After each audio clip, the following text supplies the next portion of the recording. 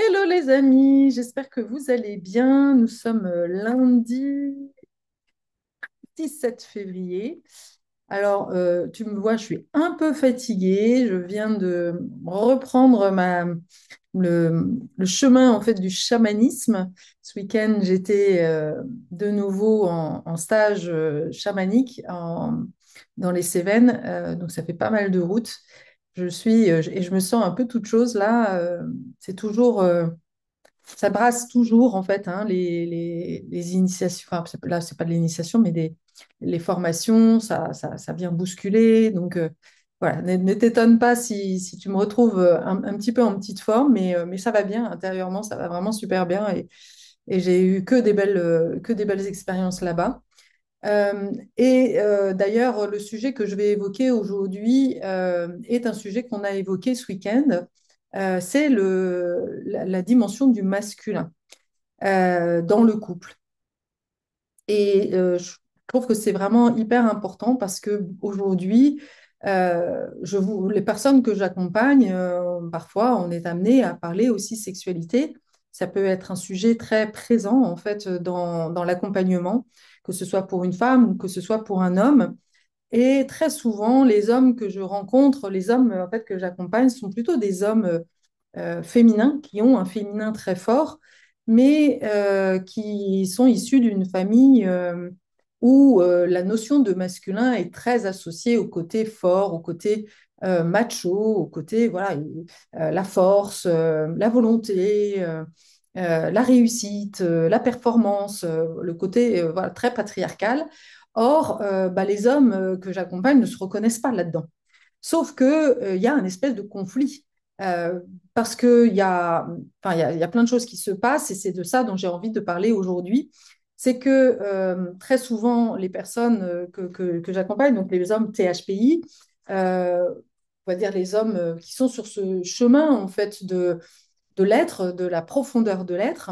Alors, oui, je peux les nommer THPI, mais c'est tellement au-delà de ça, hein. C'est pour ça que j'utilise plus trop ce terme-là, parce que pour moi, euh, il est réducteur, il est trop réducteur.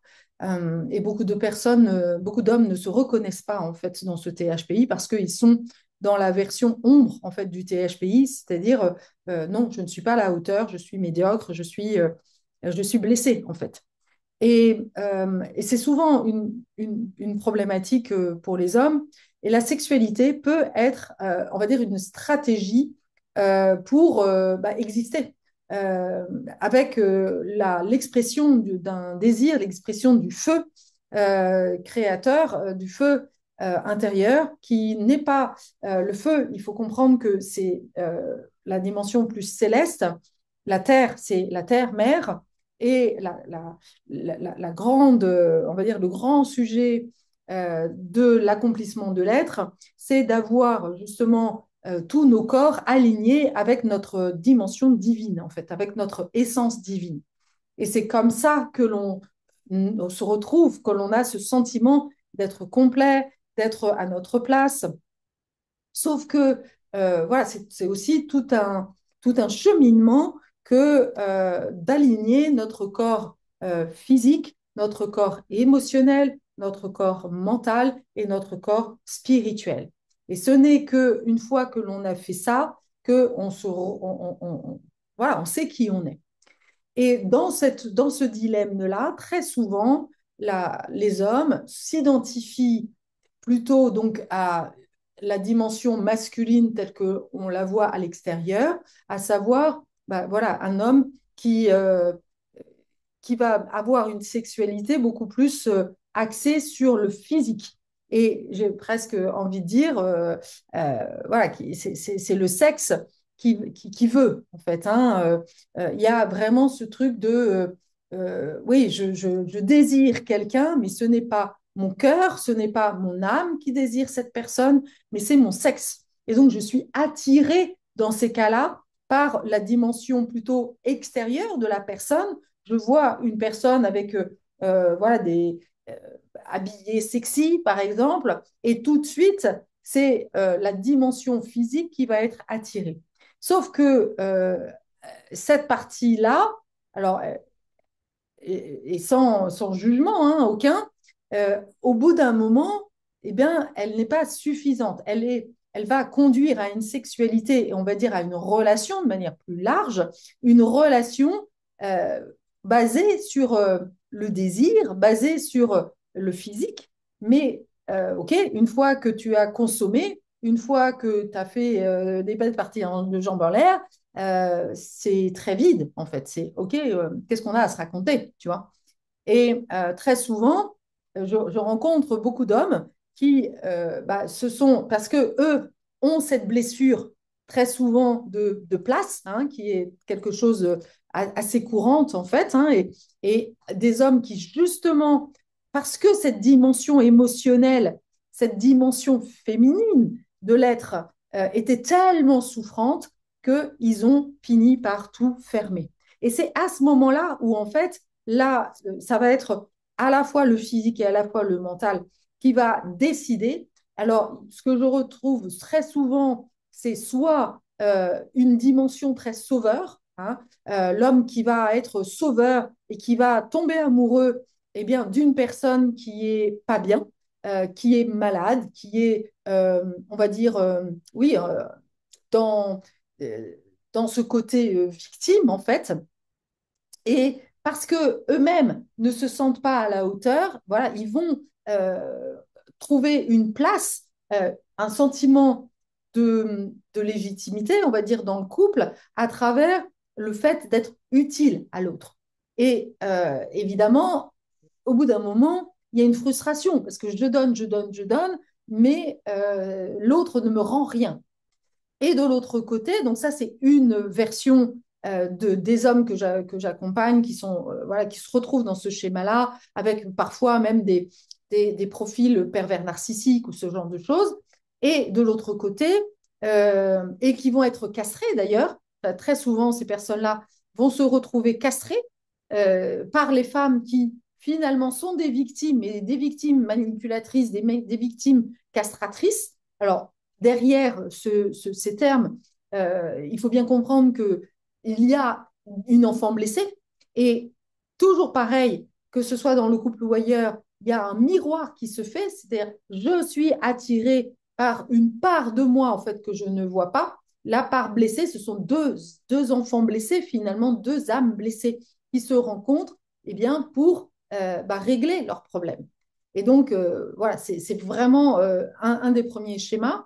Et de l'autre côté, il y a un autre schéma qui est assez similaire, qui est le cœur fermé aussi, mais là, même pas en fait tellement de blessures dans le côté relationnel, tellement blessé dans cette intimité que je ne vois pas d'autre solution que des rapports juste sexuels. C'est-à-dire que la relation homme-femme va être, le couple va être limité juste à la dimension sexuelle.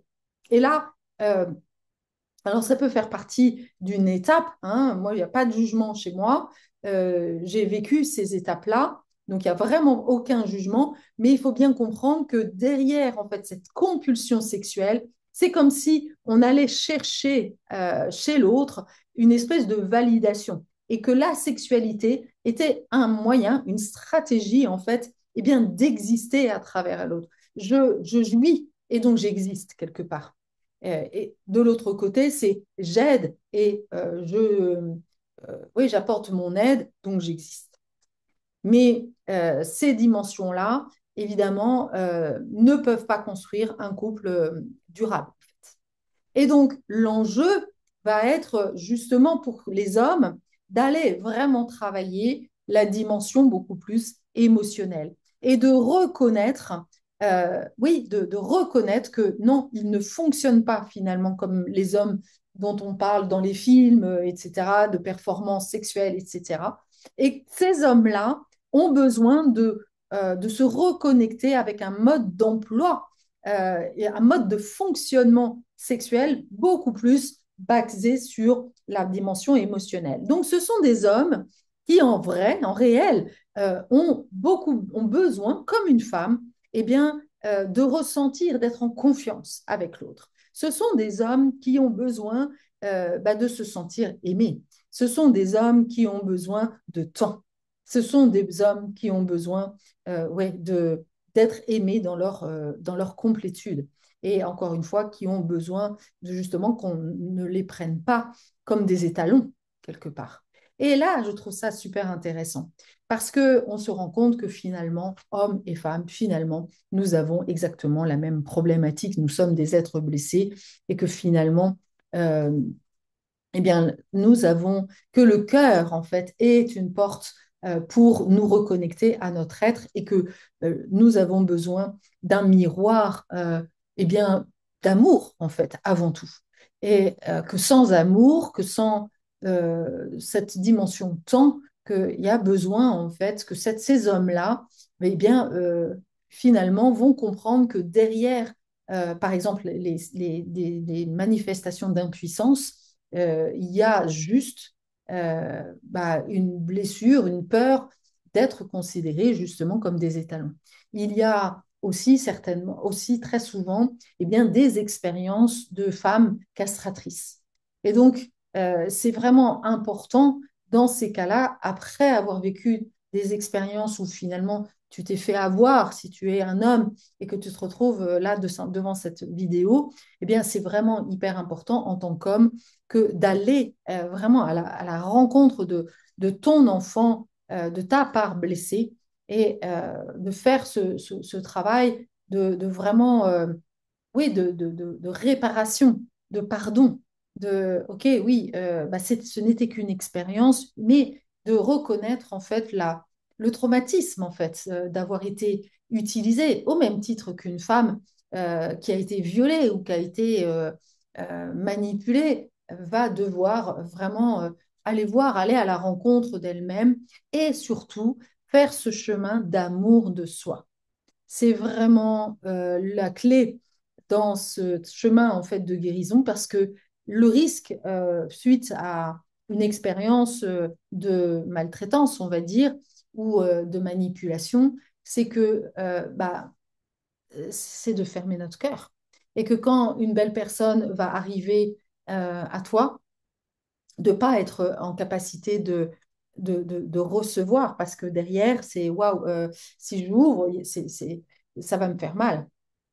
Donc, il y a vraiment à prendre du temps, de surtout pas repartir dans une relation tout de suite, mais voilà, de faire un accompagnement, de suivre un accompagnement pour aller voir aussi très certainement, eh bien, qu'est-ce qui a été blessé dans l'enfance.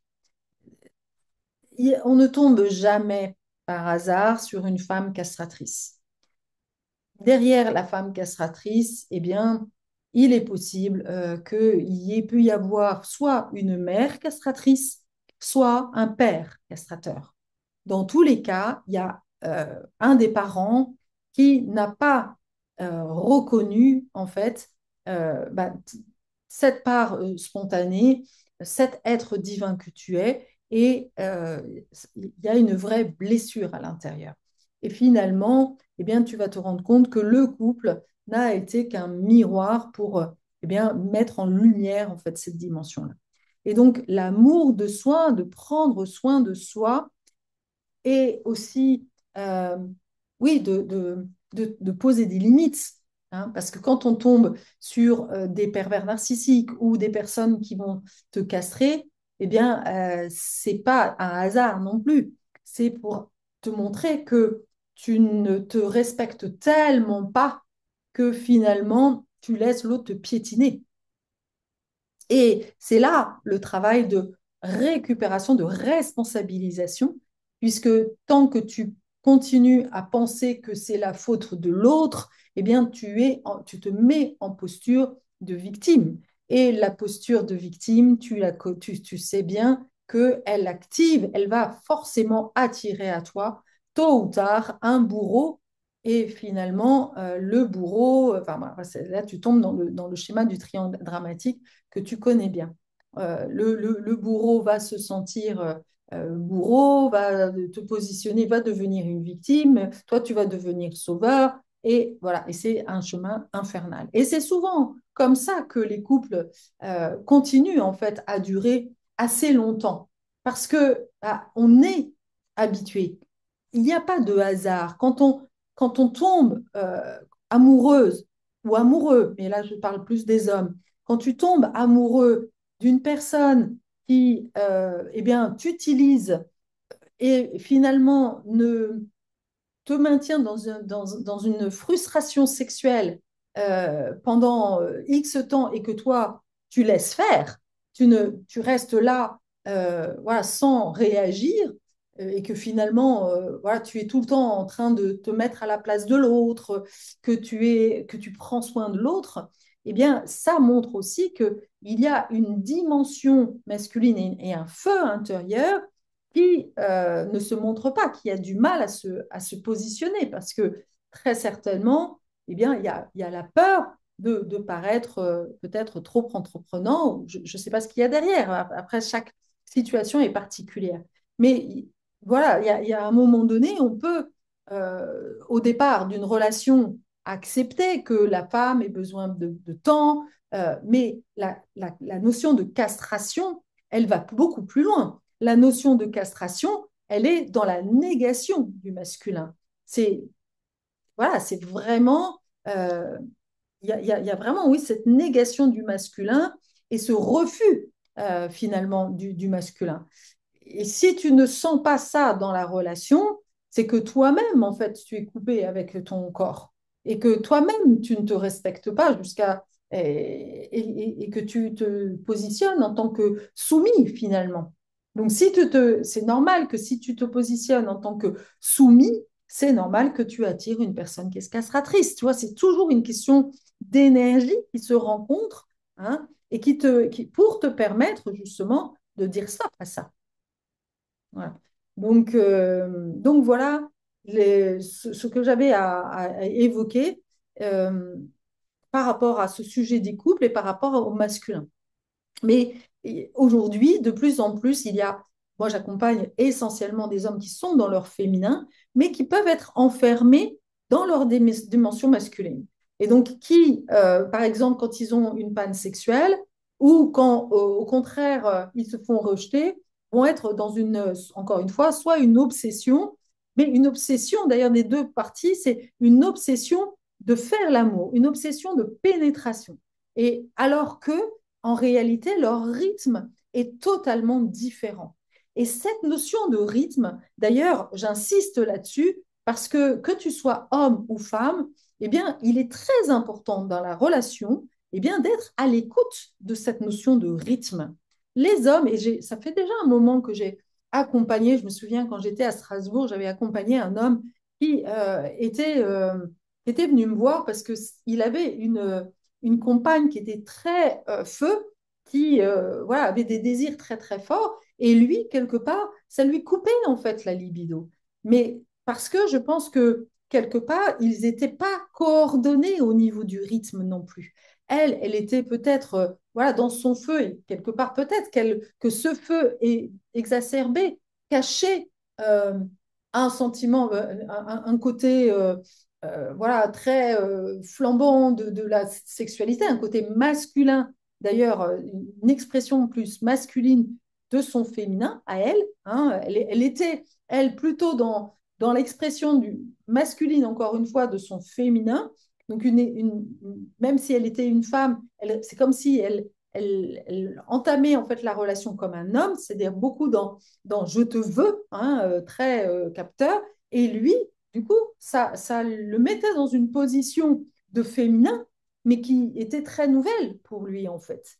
Et à partir du moment où bah, je lui ai permis d'écouter son rythme, de dire oui, c'est OK, en fait, d'être un peu surpris. Et non, voilà, j'ai besoin aussi d'avoir une relation d'égal à égal.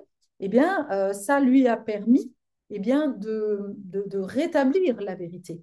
Et l'autre chose aussi qui est très importante, c'est que très généralement, derrière ces problématiques sexuelles de waouh, j'ai une femme qui me tombe dessus. Alors, dans les films, ça peut paraître hyper sexy, mais dans la réalité, ouais, je comprends pas, je surréagis et ça me coupe complètement la libido. Eh bien, c'est que derrière, en tous les cas pour ce cas-là, je me souviens très bien qu'il y avait une mère qui était très étouffante, en fait. Hein, et donc, bah, inconsciemment, cette énergie de femme qui le veut, eh bien, lui rappelait sa mère qui avait tendance à être trop protectrice et qui ne lui laissait pas, en fait, d'espace. Donc, voilà, ce qui est important de comprendre, en tous les cas, là-dedans, dans ce que j'ai à te dire aujourd'hui, c'est que si ton corps, s'il n'y a pas de désir, c'est qu'il y a forcément quelque chose derrière. Et donc, de pas non plus, attention, ne pas euh, complètement nier le truc, de pas être dans le déni, ça c'est la première des choses, juste être à l'écoute du corps.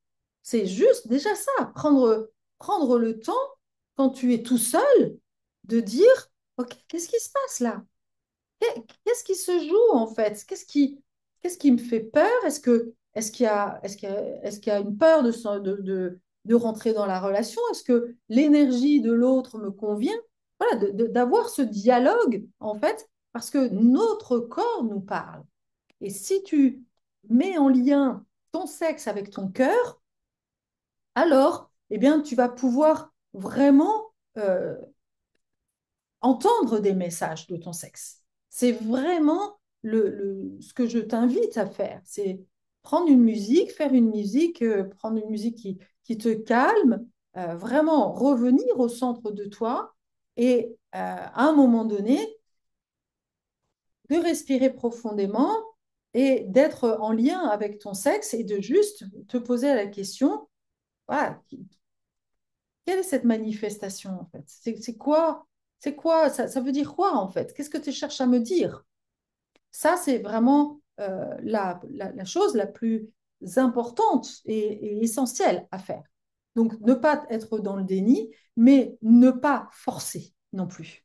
Parce que j'ai tellement vu ça, d'hommes qui, ne supportant pas en fait l'impuissance, vont utiliser le côté mécanique, la masturbation, pour non, parce qu'il faut bander, parce qu'il faut être un homme. Mais c'est encore pire en fait.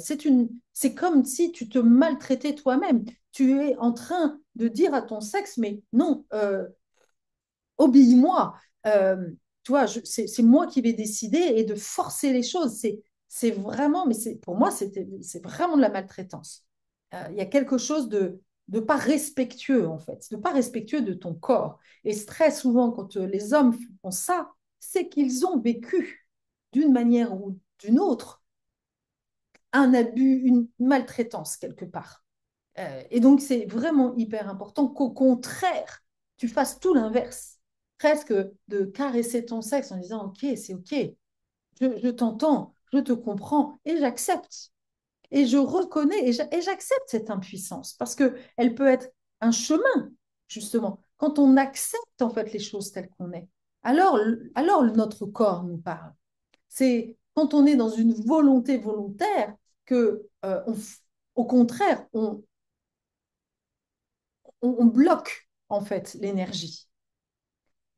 Ça, c'est quelque chose que l'on connaît tous. Hein. Je veux, je veux, je veux, mais en réalité, euh, je veux tellement que, que je bloque en fait ce flux d'énergie, je bloque la vie. Hein. Donc, surtout, ne pas être plutôt dans une, justement, de commencer un chemin vers une démarche beaucoup plus féminine de réceptivité. Réceptivité. De, OK, j'accepte et je ne me prends pas la tête, je lâche le mental et surtout, je remets vraiment de la respiration. Je, je prends le temps de regarder mon cœur, de voir peut-être que mon cœur est brisé. OK. Et je m'apporte de l'amour. Et j'apporte de l'amour à mon sexe. Et plus j'apporte de l'amour à mon sexe, plus mon sexe, en fait, a envie de me montrer, de manifester cet amour. Mais c'est le chemin, il faut bien comprendre, et de soi à soi, toujours de soi à soi.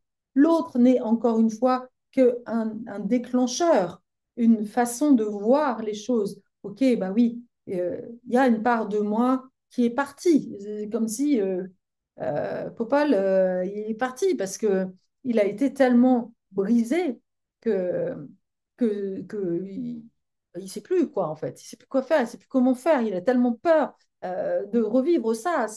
Donc c'est vraiment hyper important que l'homme à ce moment-là, eh bien, fasse un chemin de soi à soi pour se redonner confiance avant de repartir dans une relation. Voilà le message que j'avais à apporter aujourd'hui par rapport à ces hommes qui sont beaucoup plus féminins et de ne pas s'en vouloir d'être féminin. C'est tellement beau un homme qui est dans son féminin. Et je peux t'assurer, moi, en tant que femme, bah, c'est beaucoup plus rassurant, en fait. C'est ça qui est quand même tellement inversé. Moi, un homme qui est dans son masculin et qui se joue les gros bras, alors que je le sens dans son féminin, mais il n'y a rien de plus dangereux, en fait. Je ne lui fais absolument pas confiance. Et donc, je n'ai absolument pas envie de me lâcher, de me donner, en fait. Ça me fait peur, parce que quelque part, l'homme, il ne se connaît pas tel qu'il est.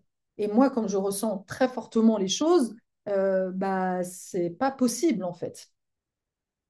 Donc, il faut bien comprendre que même si tout le monde n'est pas dans ce degré de perception comme moi, une femme, elle va sentir quand même, surtout si elle a été victime elle aussi, de maltraitance ou d'hommes qui ne l'ont pas écoutée. Et ça, c'est quand même assez habituel, hein. On a souvent vécu ça de lien avec nos ancêtres.